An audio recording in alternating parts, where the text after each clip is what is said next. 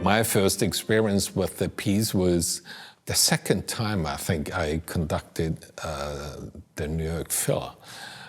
It was Christian Zimmermann who played it, and it was, for me at that time, a little frightening because it's tricky, you know. There are certain parts which are not that easy.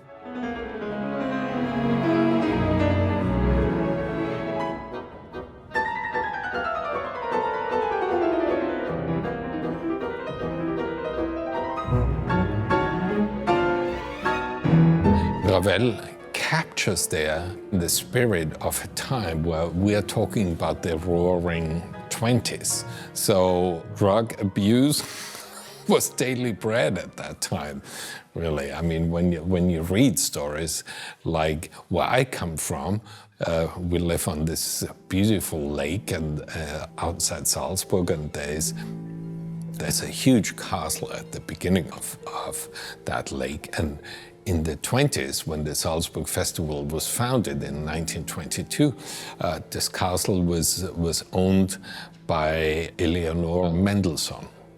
I think she was the grand-niece of Felix Mendelssohn Bartholdy. And she was very rich, and she was madly in love with Max Reinhardt, one of the founders of the Salzburg Festival. And the locals tell stories that they had the wildest drug parties in that castle. It reminded me of that concerto. Parts of that are really like on drugs. Just the opening of the second movement, where there are two different times happening at the same time.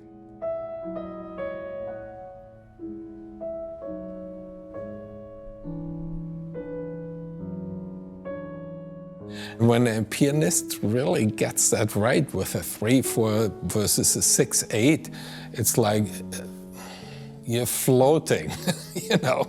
And so I think in that respect, that piece is really a perfect example of that time.